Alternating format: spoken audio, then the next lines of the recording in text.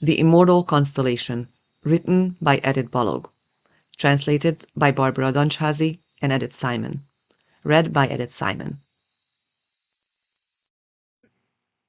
Our mission is to give an alternative viewpoint on life in this rapidly evolving moment in time. We feel there are many out there who have been waiting for such a message, which is why we poured our time, energy, and love into this project's manifestation, to aid humanity as well as ourselves in this transformation, to land together in a new, better reality, bathed in the sea of love and eternal unity. If you resonate with this message and would like to support our work, please feel free to share it with your community. Please subscribe, share, and like this video so the YouTube algorithm will suggest it to others interested in this topic. Thank you. Chapter 2. Unity equals love, disconnection equals fear. How do we choose or decide what or whom we love? Firstly, we use our senses. In all cases, our initial impression is always through the lens of our senses, and it is critical that this impression evokes in us a pleasant sensation. If this sensation is positive, then we decide we like something. Whether or not is a perfume, recipe, music composition, or another individual. If we feel a connection to something, we let it near us. However, if we do not, we push it away as we do not desire contact with it. This is the first step of the process, affirming a positive disposition towards an external entity. If we reach this point, the possibility of taking the next step opens. Once the object of our liking crosses a certain level of intensity, depending on what the object in question is, and how close we wish to allow it to be to us, then I may exhibit a collective relationship with that unity. This is manifested in my actions, driven by the initial sensation upon encounter. It matters not whether we are referring to a person or an inanimate object. If I like something, it evokes a pleasant feeling, and I wish to have it near me. The same goes if we are discussing plants or animals. Depending on how much we like something, we crave and desire its nearness and surround ourselves with them so that it can continue to elicit the desired pleasant sensation. So this is what it means when we refer to liking something. We do this often. We say we like something, but this is not always necessarily true. Oftentimes, we have things close to us, but if we only use it to satisfy our desires and pay no attention to appreciate their existence and reciprocate the pleasant sensations, it is not really that we like something for what it is, but that we are merely acting out of self-interest. Two concepts which are very separate. Acting out of self-interest to have our desires satisfied is only one ingredient of love. It is only the part of love where we assume association and join together, but this is merely done on a subconscious level. The love we bear for something can be measured by the direct correlation of how much we appreciate and treasure it. Of course, there are differences whether we are speaking about a partner or a favorite drink, but the fundamental aspects remain the same. Love is to feel a connection towards something, to sense the affinity to it, and to act out of selfless concern. Where does this begin? A fetus lives in perfect harmony and unity with its mother, a connection which is ruptured upon giving birth. This is an individual's first trauma. This is the first burst with fear, as this is the initial disconnection we go through as we are born and become an independent entity. Our collective existence, embedded deep in us at a cellular level, is not terminated when we are born and still plays a determining role in our lives. All of our cells internalize this law and live by it. Beginning with our birth, for the rest of our lives, we will experience many of these traumatic separations, which instills fear in us. For example, if you consider a newborn, how does it familiarize itself with the world? They look, touch, and taste everything they encounter. This behavior not only serves the purpose of learning new things, but also establishes the overall connection with the external world. By experiencing all things via their senses, they make contact with the world. They also become aware of their physical selves in such a way. Looking at their own hands, they become aware of their own existence, then realize the connection to their own bodies. As time passes, they become aware of their independent physical self in relation to the rest of the world. Simultaneously, they become aware of their surroundings. By experiencing them, it establishes the knowledge of existence present outside of him or her. Many of us have experienced that when we try to take something away from a baby's grasp, they begin to cry. This reaction is an outcome of us rupturing the feeling of connection to other units. Babies and children are sensitive to this disconnection because the collective unity, which is the universe and every entity existing inside of it is governed by, is still very much present in them. As we grow older, we lose touch with this collective awareness and this connection to all things inside and outside of ourselves. We become numb to it. Babies and children, on the other hand, are still acutely aware and are strongly affected by such a rupture. There are two kinds of consciousness which needs to be distinctly defined. One is the consciousness on a cellular level. This type of consciousness refers to the one present in each of the individual cells we are composed of. It is a code embedded into our smallest unit and which is currently referred to as extension in metaphysics when energy is extended into the material world. When the energy we originate from is physically extended into matter. This consciousness gets translated from the energy we originate from and are coded into our corporeal bodies. The second type manifests itself as the control center of our entire unit, body, being in charge of our mind, our conscious thinking, and actions.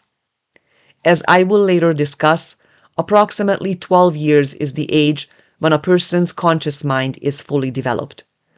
It becomes fully integrated into the brain's control mechanism. It controls our attention and focuses our conscious mind through the interaction of sensations, experiences, and learned concepts. A newborn can better sense its part in relation to the greater whole, as the learned limits have not yet had the chance to take root and obstruct them. Because of this, they are ready to make contact with anything without any prejudice or selection.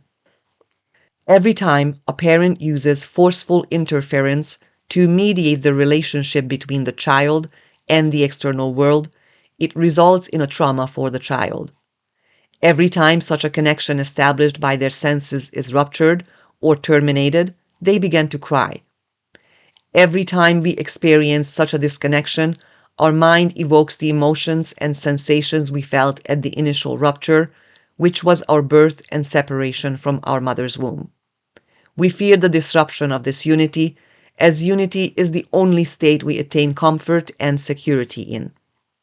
From the first moment we experience fear, we attempt to return to and regain this initial collective unity, as we know this is where our rightful place and our security resides. That is why blankets or toys are so important to small children. They build a relationship with these items, and it provides them with the feeling of security. This way, they do not feel alone, but that through this connection with whatever object they are attached to, they are part of a whole. This is precisely why it is so traumatic for a child when one of these objects of their attachment becomes lost, or we forget to bring it with us on a family trip. The child loses the stable, secure feel of connection and feels lost and detached. To lose something which we possess a connection with, thus rupture the unity, is a feeling we carry with us throughout the entirety of our lives. This feeling is nothing else but the ever-constant grip of fear. Fear of the loss of connection, of being abandoned, of being involuntarily cast aside from the greater whole. If a child picks up an object which a parent deems a potential danger to them, we swiftly intervene even if they refuse to freely hand it over. In reaction, the child begins to cry, so we place a safer object or toy into their hand to lessen the sting. The reaction to this usually is that the child will throw away whatever we placed in their hands. They do not desire the other object because with our initial reaction, we induced the traumatic experience they felt at birth and countless repeated times over the course of their lives. The disruption of connection, which comes from outside circumstances and or out of our control, instills fear in us and makes us react defensively.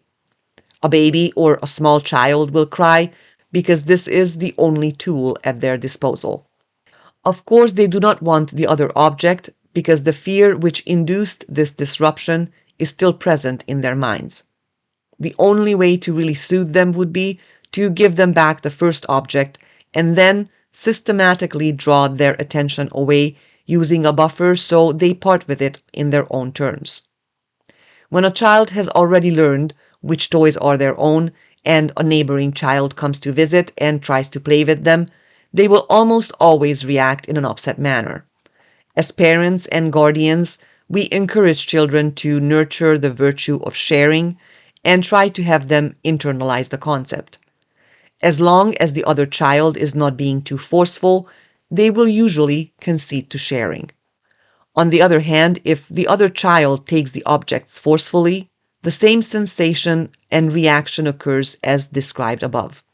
The child becomes frightened of losing the things which they love and have a connection with, and thus the contact between their beloved possessions and them will be irreversibly lost. When this occurs, and we tell them, don't be greedy or share with your friends, we are directing our attention at the wrong thing. This is not the child's fault. It is not an example of bad behavior we must parent out of them. Even though our intentions are well-meaning, by using force to make them hand over their possessions and instill a sense of guilt, we are only inducing a different type of trauma. They are not familiar with the concept of greed. All they know is how to read our facial expressions, body language, and tone of voice to deduce that when we say it, it's referring to a bad thing. Therefore, in order to avoid being bad, they will concede to our demands because they have already internalized that being bad equals to experiencing fear and sadness, a state they wish to abstain from. Every child's greed is proportionate to the amount of times they have experienced the forced loss of something they had a connection to. This forced loss could be induced by any number of people, parents, guardians, or other adults who surround them. Disrupting their connection against their will, however good the intentions behind it, is wrong. Instead, focus must be placed on teaching and reassuring them that the object they love will not be lost forever, that it will be returned to them, and to not fear the temporary sensation. These manifestations of greed occur as a result of their rearing. As a result of our actions as their caretakers, children internalize the meaning of mine versus theirs, and that they retain a conscious connection with their own things. This is not to be confused with the concept of ownership, a concept which is learned later. The only aspect a child is concerned with is the connection they bear to the objects and people surrounding them, and their attachment to the feeling these connections induce. The feeling they experience is the interconnectedness and harmony with these things, as opposed to being separated or separate from them. I must stress that though this connection is a positive thing, over the course of their childhood as they grow and go through the socialization process, we cannot take this to the extreme either. While retaining this connection is positive, they must also internalize that they indeed do need to share so that they avoid becoming greedy. Though simply ripping something out of a child's hands and forcing them to share out of guilt is not the correct approach, the concept of justly approaching mine versus theirs must still be instilled. Nevertheless, this connection and the feeling of ownership in the adult learned sense are two distinct concepts. A child's attempt to maintain constant connection with people or objects is a result of wanting to be an elemental component of the whole, which is fundamental to life. The longing to function together with all else in harmony. If we look at the animal kingdom for an example, two dogs' behavior will mirror that to human children. If a canine waltzes into another one's domain and attempts to play with its toys, they take it away from the visiting dog and remain vigilant as to not give them an opportunity to take another. The dog does this for the same reason a child will, because they do not want to lose the connection they have with those possessions they are fond of. Symptoms of so-called jealousy are rooted in the same concept. A child may be jealous of their father, siblings, or virtually anyone who evokes the feelings that their relationship with their mother may be at stake. They begin to experience separation anxiety and feel that the connection is being threatened. If we refer back to the example of the dogs, we witness the same thing happening. If the dog's master's attention is turned towards another animal, their reaction will be the same. If the cat jumps into the owner's lap, the dog will run and put their head into the owner's lap as well to ensure they still retain their own connection with the owner. As soon as they sense that nothing has been ruptured or changed, their anxiety and fear is reversed. Jealousy, greed, envy, and a whole line of other behaviors we label as negative spring from that same initial trauma coming face to face with fear. It begins with the traumatic separation from the initial unit we are part of, which were our mothers, followed by other fear-inducing experiences and their conceptualization. There are many such experiences we come face to face with through our lives, which play a fundamental role in the molding of our character, dispositions, and our ego. This book is not meant to be a parenting guide or a step-by-step of proper child rearing. My reasons for describing the previous instances in such detail is to illustrate love, the importance of belonging to the collective, and fear resulting from separation and disconnection. To see the connection between our pure desire to be a part of a greater whole in relation to the negative external experiences we encounter and their influences and effects.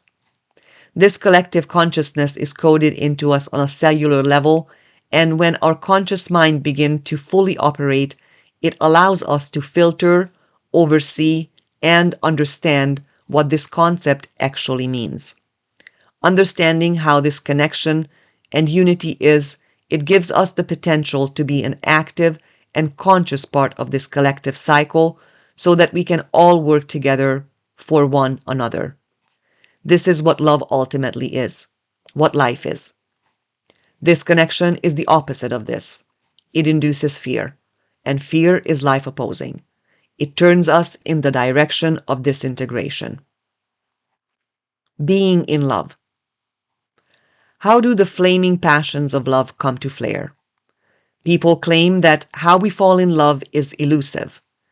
It seems no one can offer objective empirical reasoning for how it takes place, why it happens, or why does our heart blossoms for that specific person. Though love permeates every corner of our history and society, it has always been shrouded in enigma. However, there are few unanimous opinions on the subject matter. One being that there is no reasonable answer as to why him or her. There is no recipe. It just appears or does not appear. The second unfortunate agreement is that no love is forever. How it came, it will eventually go. The initial fiery passions fade away, or at best transform into a quiet, familiar bond where the family and our children act as a gluing agent. In other words, we go from being in love to simply just loving. As Charles Bukowski said, a love like that was a serious illness, an illness from which you never entirely recover. Yes, this is unfortunately true for most cases. For relationships where the partners act without their consciousness and are led solely by their body's biochemical processes and following learned templates. It could happen differently too, though. If we are awake enough to be consciously present in a relationship and both parties are ready to attain the knowledge necessary to change these implanted programs of socialization into a way of thought and necessary behavior for two people to be able to live in true harmony and love and stay in love, so that they can create a unity. In this way, everlasting love can indeed become a reality. The point is that we must be awake and aware. We must notice if something else than other what we want or would like is taking place. We can only have a happy and healthy relationship and remain in love if both sides are consciously aware of the above. We must be ready to rid ourselves of our unwanted habits which stand in its way and experience changes together which can unite us. To fall in love and stay in love requires the collective effort of both people so that we can look at our relationship as a harmonious unit and not as two separate people. Although everybody fervently longs after happiness, it is very rare to achieve this plateau in a relationship because the two partners who start out together are on different levels of consciousness. Both parties must realize that their habits, behaviors, and ways of thinking has been built by their experiences and external surroundings. They must also realize that in order to stay together and reach an optimal state, they must go through a transformation together. So, what are we discussing exactly? I am discussing consciousness, something which many would find a foreign concept when speaking in the context of love. As I mentioned before, most agree that love either appears or does not. Some even go as far as referring to love as blind or crazy, a state completely removed from our consciousness when things just happen to people without them having any awareness or control over it.